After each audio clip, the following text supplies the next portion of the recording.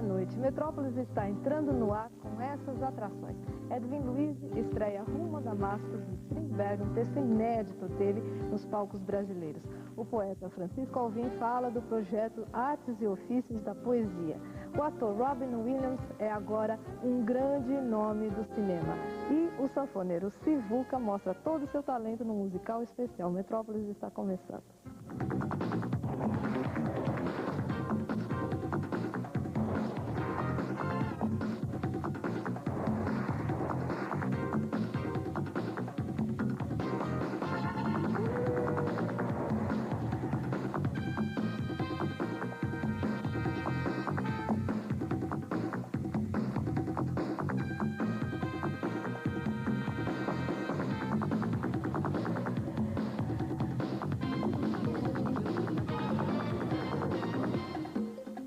Ousadia. Essa é a palavra que melhor define a montagem de Rumo a Damascus.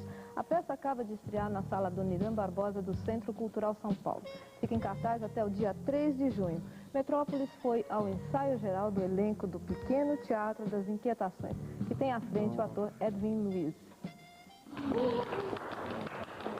Senhores, esse é o momento mais nobre de toda a minha vida, pois me fez redescobrir a coisa mais preciosa que um homem pode ter, que é a crença em si mesmo.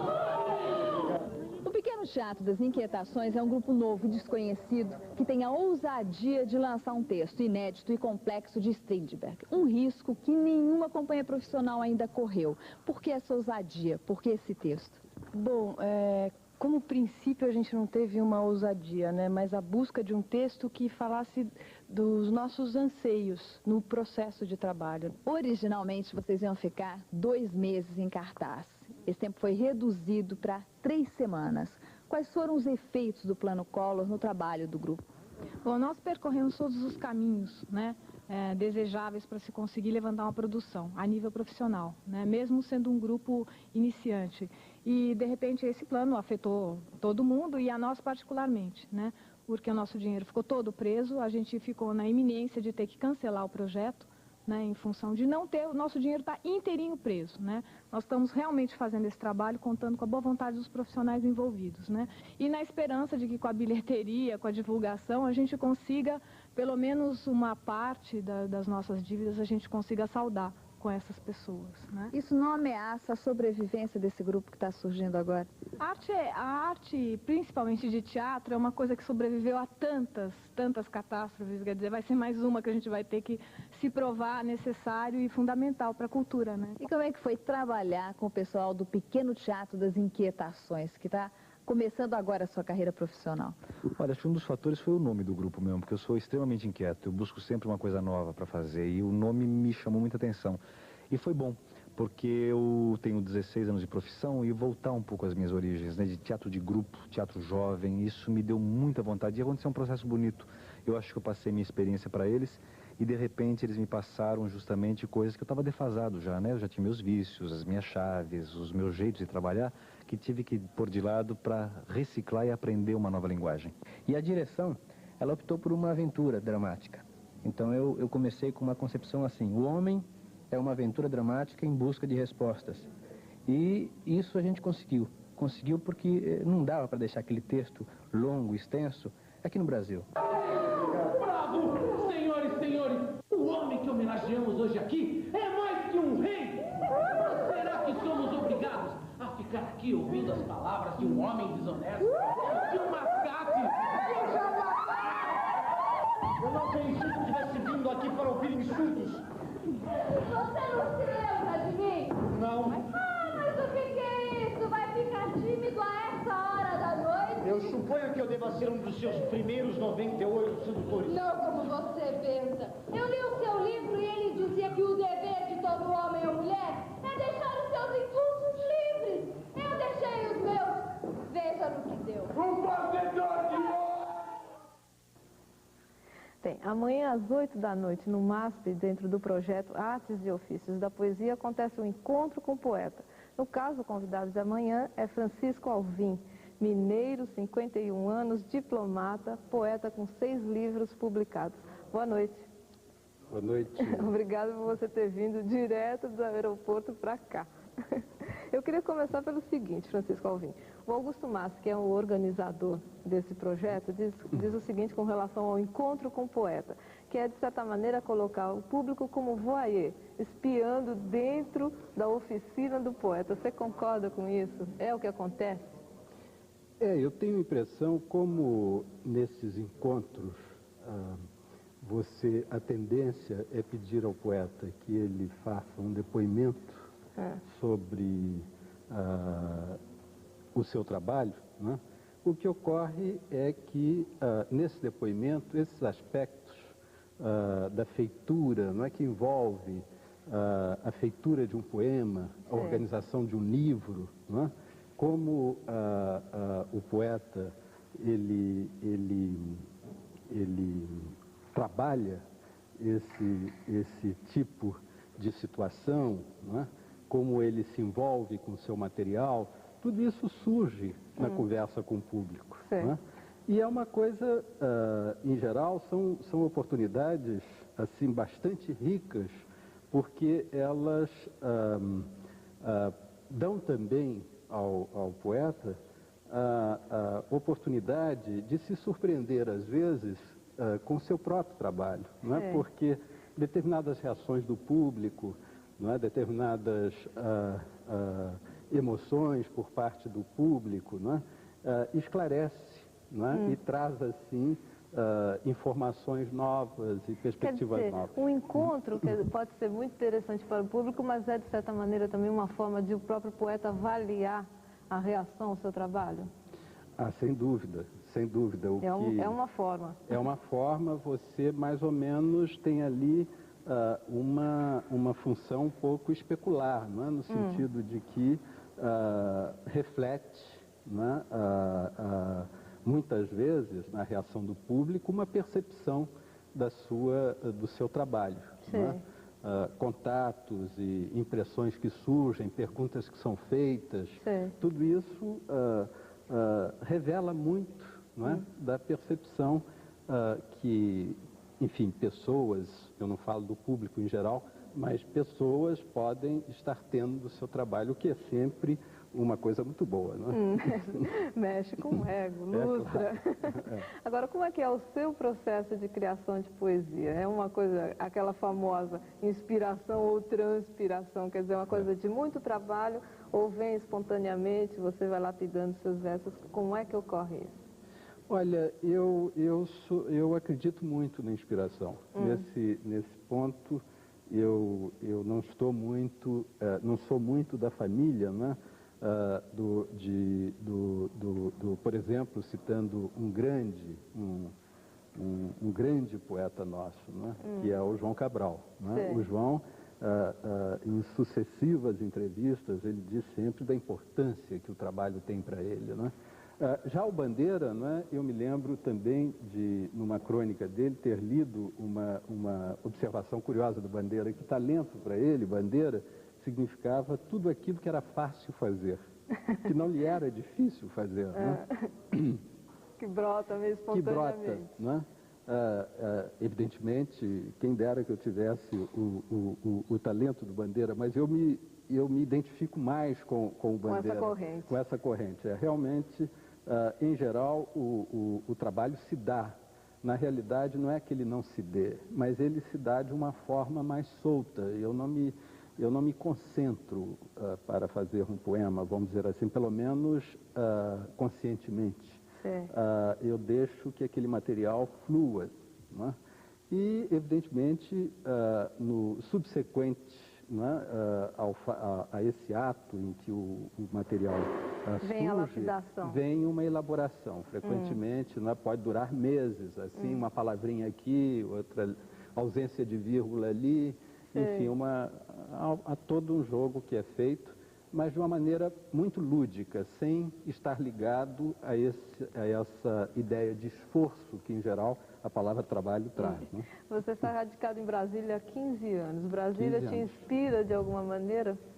Olha, num certo sentido, sim. Quer dizer, eu tenho muitas saudades da minha cidade, que eu acho que é com a qual eu me criei praticamente no Rio de Janeiro, quer dizer, sinto falta do mar, não é? Sinto falta daquele ar do Rio de Janeiro, que só o Rio de Janeiro tem, não é? Sinto falta de São Paulo, que cada vez eu gosto mais, tenho mais amigos aqui, venho mais vezes aqui, não é? Brasília não é um grande centro, não é? É uma cidade que, na realidade, ela não existe ainda, ela só tem 30 anos. Mesmo em termos de Brasil, é muito pouco tempo, né, para você falar que aquilo ali é uma cidade.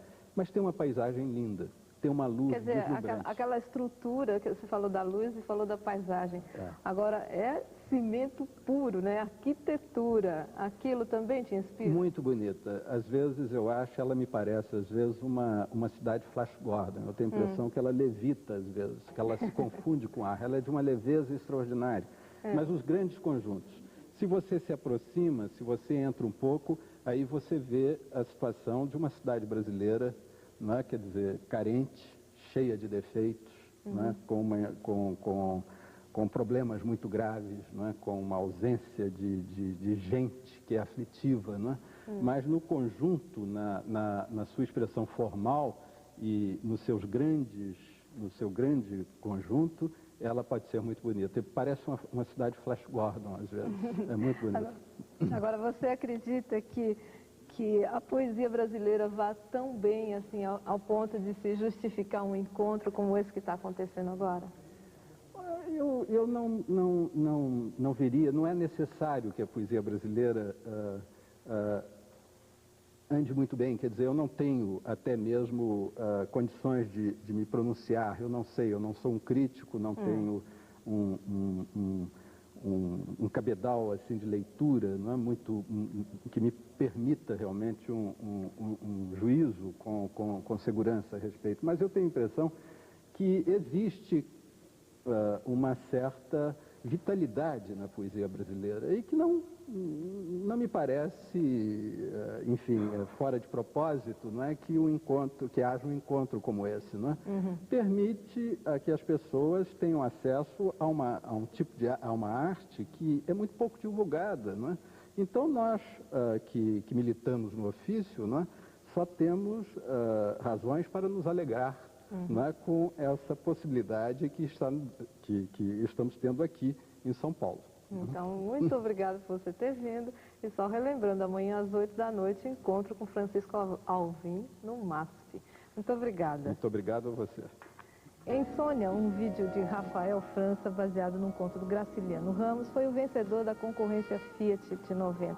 Feito em São Paulo e pós-produzido em Chicago, Em Sônia está sendo exibido no Museu de Arte Contemporânea da USP, de terça a domingo. A entrada é grátis. Quem fala do vídeo é o próprio autor. Insônia é uma segunda parte, uma trilogia, um trabalho que eu comecei há aproximadamente 3 anos atrás, interessado em desenvolver principalmente o problema da narrativa, uma narrativa específica, a linguagem da televisão.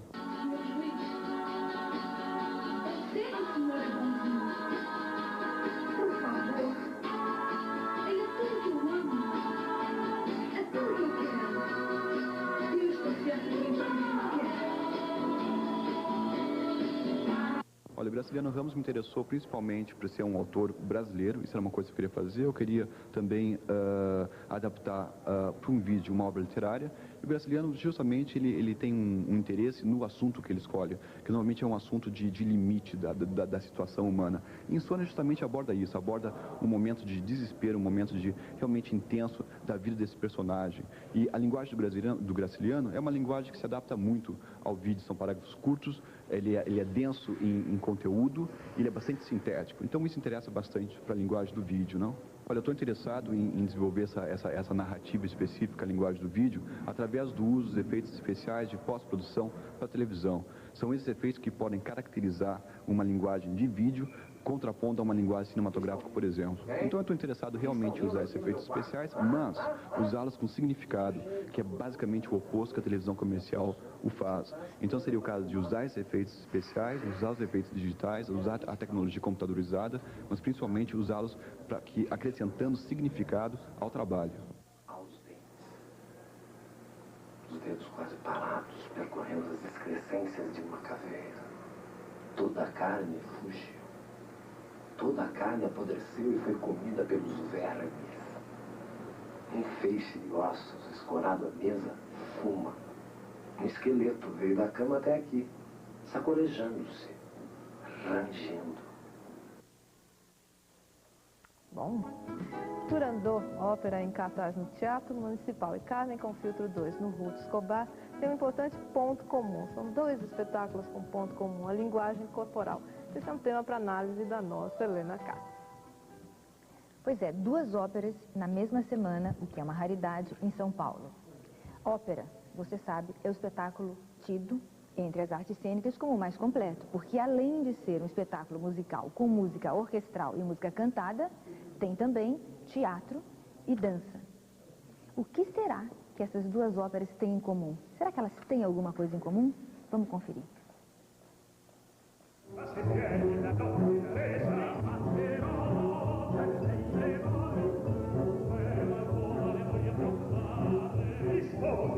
É Turandot. Turandot tem uma montagem convencional. O que isso significa? É uma montagem sem grandes arroubos na sua concepção. Nessa ópera, quando a gente diz que uma montagem é convencional, é que tudo lá está como deveria estar. O coro entra, o coro sai, a movimentação dos atores, dos cantores que fazem papel de atores, tudo está como deve estar, mas não há nenhum arroubo, não há nenhuma criação grandiosa em cima disso. Ou seja, os corpos não estão trabalhados como poderiam estar trabalhados mesmo numa montagem convencional.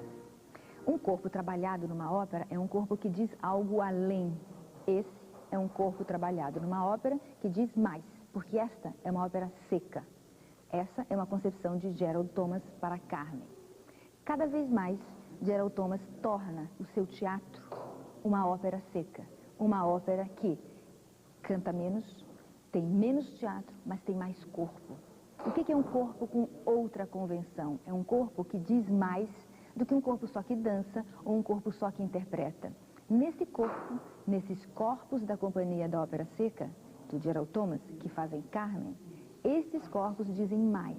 Eles dizem todos os conteúdos que não estão falados, os conteúdos que não estão cantados, estão inscritos nestes corpos e são ditos através destes corpos. O que não acontece com Turandot. Turandot, o corpo só segura o que o ator vai fazer enquanto cantor. O corpo está nas duas, mas ele é bem diferente. Uma no Teatro Municipal, até domingo só. A outra em temporada comum no Ruth Escobar. Obrigada, Helena. Bem, enquanto o Festival de Cinema de Cannes anima o verão francês, São Paulo entra nesse clima, exibindo no Museu da Imagem e do Som alguns dos premiados dos últimos 44 anos. Os filmes que têm entrada grátis serão exibidos até o dia 21. E essa é também a data em que termina o Festival de Cinema de Cannes. 22 filmes premiados no Festival de Cannes, como o famoso Beijo da Mulher-Aranha com Sônia Braga, estarão sendo exibidos no Museu da Imagem e do Som até a próxima segunda-feira. São longas-metragens produzidos entre 1945 e 1990, entre os quais contam-se 8 produções nacionais, como Deus e o Diabo na Terra do Sol, de 64, dirigido por Glauber Rocha, e O Pagador de Promessas, de Anselmo Duarte, que levou a Palma de Ouro em 62. Entre os cineastas estrangeiros, destaque para a forte participação de Werner Herzog, de quem serão mostrados Fitzcarraldo, de 82, e O Enigma de Caspar Hauser, de 74. Paris, Texas, de Wim Wenders, e A Missão de Roland Joffé também foram programados. Os filmes serão exibidos em sessões contínuas, das 2 da tarde às 9 da noite, todos os dias de hoje até segunda. A entrada é franca e o programa é ótimo. Aproveite. O ator Robin Williams é hoje um nome que garante boas bilheterias no cinema e com toda a razão. Sempre roubando a cena em qualquer filme em que atue, Robin Williams está na reportagem da CNN. O ator Robin Williams chega ao auge da fama nos Estados Unidos. Depois de suas memoráveis atuações em Popeye, Bom Dia Vietnã e como o excêntrico Rei das Luas nas aventuras do Barão de Munchausen, Williams, indicado para o Oscar pelo trabalho em Sociedade dos Poetas Mortos, está no topo. Seu último filme, O Homem do Cadillac, que acaba de ser lançado, é uma comédia sobre um vendedor de carros exemplar que tenta convencer os tipos mais diferentes a comprarem os seus modelos. O enredo da margem há muita situação engraçada, explorando a desconfiança comum entre os compradores. O pior inimigo de Williams no filme é um cachorro que se torna decididamente hostil quando o vendedor de carros se apaixona por sua dona, a atriz Fran Drescher. Mas Robin Williams tem usado a fama e o talento para outras atividades além do cinema. Contracenando num show humorístico em Nova York com o cômico Billy Crystal, Williams ajudou a arrecadar quase 50 milhões de dólares para campanhas em favor de desabrigados. Além de talentoso, tem um coração de escoteiro. O Teatro Jardel Filho, interditado desde segunda-feira pela Prefeitura por questões de segurança, acaba de ser liberado depois de cumprir todas as exigências legais. Com isso, está de volta à cena Elas por Elas, o espetáculo de Marília Pêra. Bem, vamos para o nosso Zap na Cidade. O Zap hoje indica as melhores atrações musicais dessa sexta-feira. Nós falamos de Mulheres Negras, Elba Ramalho, Djavan, Grupo Rumo e muito mais. Quem estiver amanhã na Avenida Paulista por volta do meio-dia pode aproveitar para ir até o Vão Livre do MASP e ouvir os Mulheres Negras. À noite, o show popular brasileira retorna ao Olímpia para 3 apresentações até domingo, trazendo a elétrica Elba Ramalho de volta. Já para sensibilidades mais amenas, Diana Pequeno desfia seu repertório de raiz popular de amanhã a domingo no Teatro Bandeirantes. Entre os shows em cartaz, o grande sucesso do Palace, o show Oceano, que Djavan prolonga até o próximo domingo. Também até domingo, às 11 da noite, o Opera Room apresenta a raridade musical da semana, a volta aos palcos do experimental Grupo Rumo. Duda Neves é um dos instrumentistas brasileiros mais prestigiados no exterior. Ele e sua banda mostram muito jazz no Sanja até sábado. Em outra casa musical da cidade, o Blue Note, o grupo de dança flamenca de Laurita Castro fez sucesso e volta a se apresentar amanhã e sábado. Como sempre, uma ótima sexta-feira a todos. Sivuca é o mais recente convidado do programa Viola Minha Viola, aqui da TV Cultura. A sua apresentação vai ser levada ao ar no próximo dia 27, às 9 horas da manhã. Com mais de 50 discos gravados, 5 anos vivendo na Europa e outros 13 nos Estados Unidos, o Sivuca é considerado um instrumentista de jazz de primeira qualidade. O Metrópolis antecipa para vocês esse show do Sivuca, fazendo jazz com sotaque brasileiro.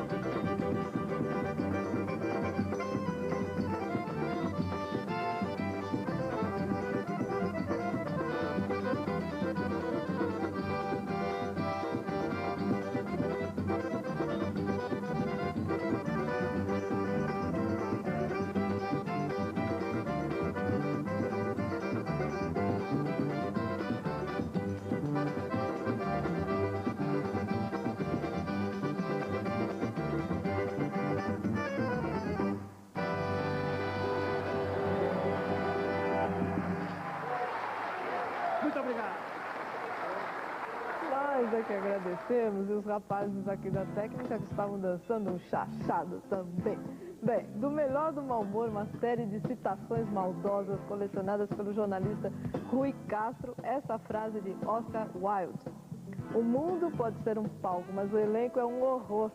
Boa noite, até amanhã.